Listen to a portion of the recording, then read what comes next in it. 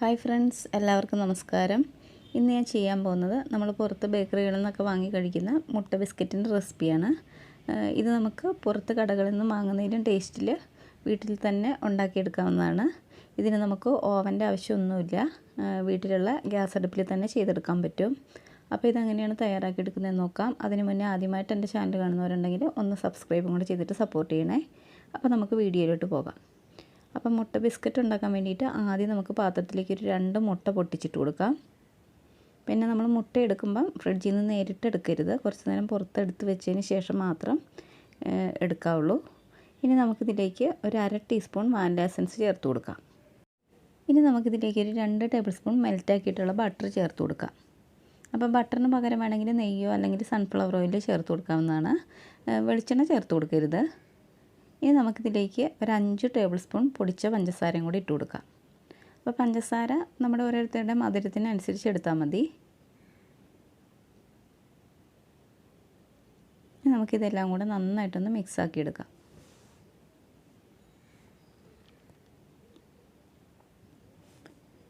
ഇനി നമുക്കിതിലേക്ക് ഒരു 1/4 കപ്പ് മൈദ ഇട്ട് കൊടുക്കാം. അപ്പോൾ മൈദയ്ക്ക് പകരം വേണമെങ്കിൽ ആട്ട എടുക്കാം, അല്ലെങ്കിൽ ഇത് രണ്ടും ഈക്വലായിട്ട് എടുക്കാം. ഇനി ഇതിലേക്കൊരു 1/2 ടീസ്പൂൺ ബേക്കിംഗ് പൗഡർ ഇട്ട് കൊടുക്കാം. ഇതിന് കൂടെ ഒരു നുള്ളു ഉപ്പും കൂടി ഇട്ട് കൊടുക്കാം. ഇനി നമുക്കിതിലേക്ക് ഒരു 1/4 ടീസ്പൂൺ മഞ്ഞൾ പൊടിയോ അല്ലെങ്കിൽ യെല്ലോ ഫുഡ് കളറോ ചേർത്ത് കൊടുക്കാം. എന്നിട്ട് ഇതെല്ലാം കൂടെ നന്നായിട്ടൊന്ന് മിക്സാക്കി എടുക്കാം. അപ്പോൾ നമ്മുടെ ബാറ്റർ കുറേ അങ്ങോട്ട് ലൂസാവാനും പാടില്ല, കുറേ ടൈറ്റ് ആവാനും പാടില്ല. ഈ ഒരു പാകത്തിനാണ് നമുക്ക് കിട്ടേണ്ടത്. കുറേ അങ്ങോട്ട് ലൂസായി പോയിട്ടുണ്ടെങ്കിൽ നമ്മൾ ഒഴിച്ചു കൊടുക്കുമ്പം പെട്ടെന്ന് അങ്ങോട്ട് സ്പ്രെഡായി പോകും. അപ്പോൾ ഈ ഒരു പാകത്തിന് കിട്ടിയാൽ മതി. ഇനി നമുക്കൊരു പൈപ്പിംഗ് ബാഗോ അല്ലെങ്കിൽ ഇതുപോലെ ഒരു സിപ്പ് ലോക്ക് കവറോ എടുക്കാം. അല്ലെങ്കിൽ പിന്നെ സോസൊക്കെ ഒഴിച്ച് വെക്കണ ഒരു കുപ്പി എടുത്താലും മതി. അതാകുമ്പോൾ കുറച്ചുകൂടി ഈസിയാണ്. ഞാനിപ്പോൾ ഇവിടെ ഒരു സിപ്പ് ലോക്ക് കവറാണ് എടുക്കുന്നത്. എന്നിട്ട് ഇതുപോലെ നമുക്കൊരു ഗ്ലാസിൻ്റെ ഉള്ളിലേക്ക് വെച്ച് കൊടുക്കാം.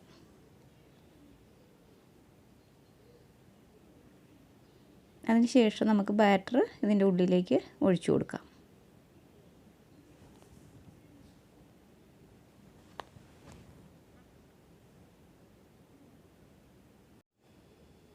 ഇനി നമുക്ക് ഈ കവറ് ഇതുപോലെ ഒന്ന് ചെയ്തെടുക്കാം. അതിനുശേഷം അതിൻ്റെ എഡ്ജ് ഭാഗം ചെറുതായിട്ടൊന്ന് കട്ട് ചെയ്ത് കൊടുക്കാം. അപ്പോൾ വളരെ ചെറുതായിട്ട് വേണം കട്ട് ചെയ്ത് കൊടുക്കാൻ. ഇനി നമ്മൾ ഈ ഒരു പാത്രത്തിലാണ് ഇത് ഉണ്ടാക്കാൻ പോകുന്നത്. അപ്പം ബട്ടർ പേപ്പറിലൊക്കെ കുറച്ച് ബട്ടറോ ഓയിലോ തടവി കൊടുക്കാം. ഇനി നമുക്ക് നമ്മുടെ ബാറ്റർ ഇതിലേക്ക് കുറേശ്ശെയായിട്ട് ഒഴിച്ചു കൊടുക്കാം. അപ്പോൾ വളരെ ചെറുതായിട്ട് ഒഴിച്ചു കൊടുത്താൽ മതി. കുറച്ച് കഴിയുമ്പോൾ ഒന്ന് സ്പ്രെഡായി വന്നോളും. പിന്നെ കുറച്ച് സ്പേസ് ഇട്ടിട്ട് വേണം ഇത് ചെയ്തെടുക്കാൻ.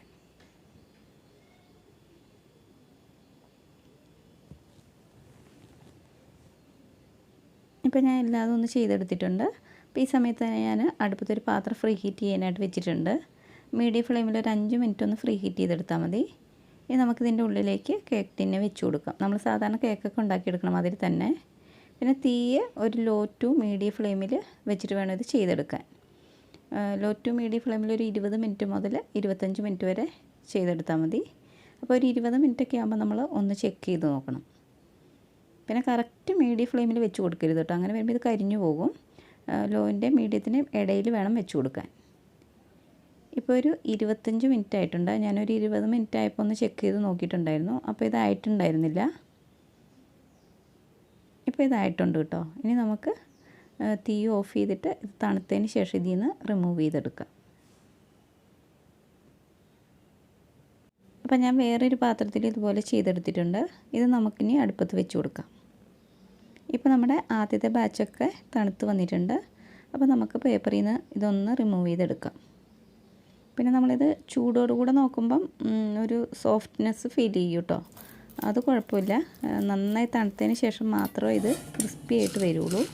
ഇപ്പോൾ ഇത് നന്നായിട്ട് തണുത്തിട്ടുണ്ട്. അപ്പോൾ ഒരു സൗണ്ട് കേൾക്കുന്നുണ്ടല്ലോ. ഈ ഒരു പാകത്തിലാണ് ഇത് കിട്ടേണ്ടത്. ഇപ്പോൾ നമ്മുടെ എല്ലാ മുട്ട ബിസ്ക്കറ്റും ഇവിടെ റെഡി ആയിട്ടുണ്ട്.